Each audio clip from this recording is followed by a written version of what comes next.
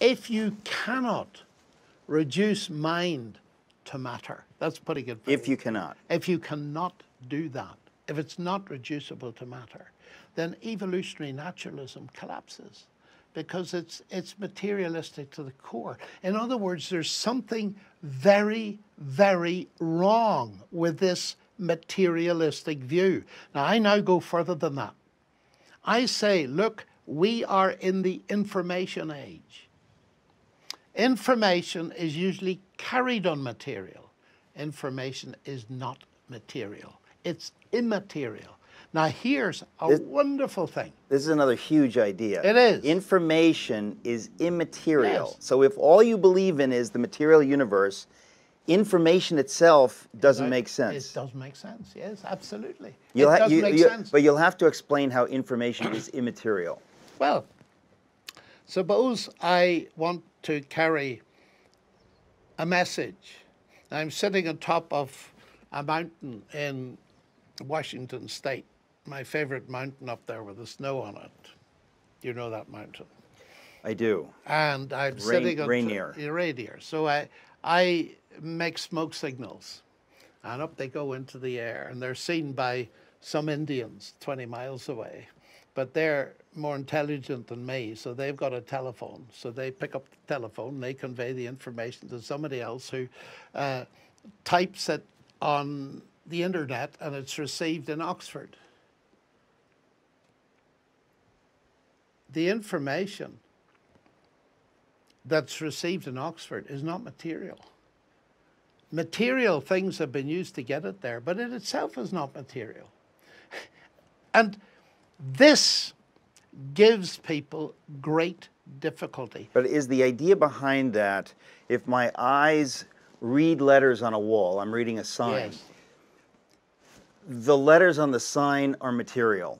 Yes. I am material. Yes. But what I gather from the letters The concept is not not material. reducible on any level to the material. No.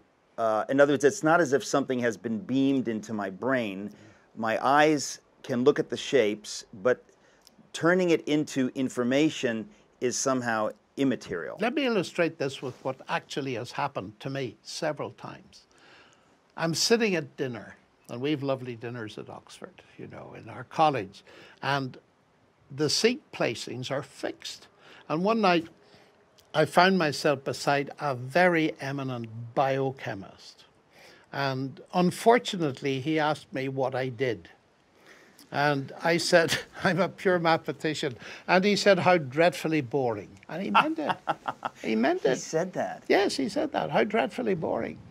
And I saw that this was going to be a bit of a social disaster. So I said, but don't worry about that. I know my subject is quite unsociable and complicated. So I tried to make up for that by being interested in the big questions. He said, what big questions?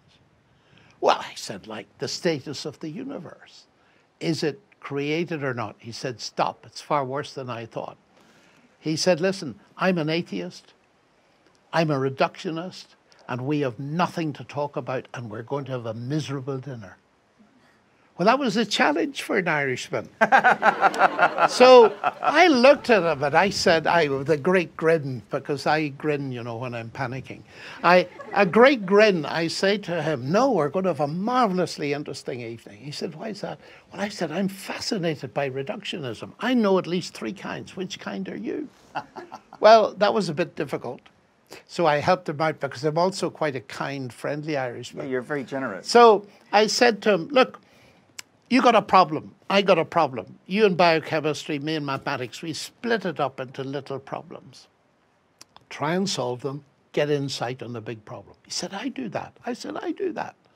That's methodological reductionism.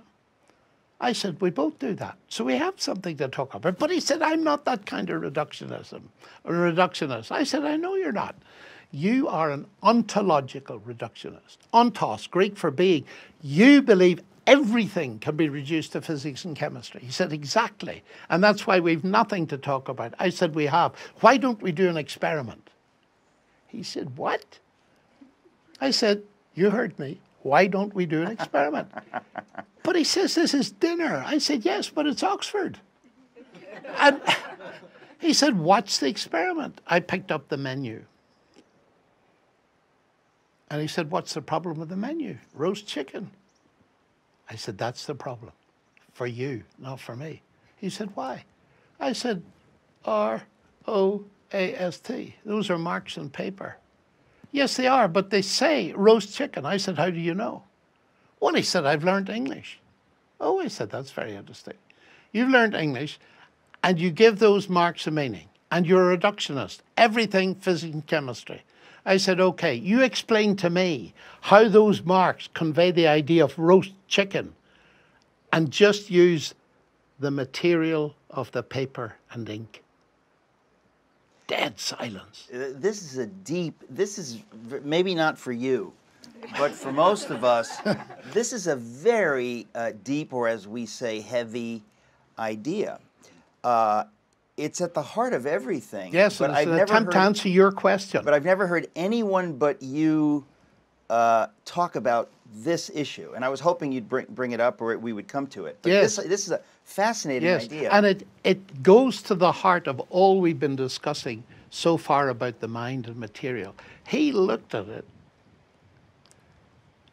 and it was very funny, actually. I must say this, because his wife was there.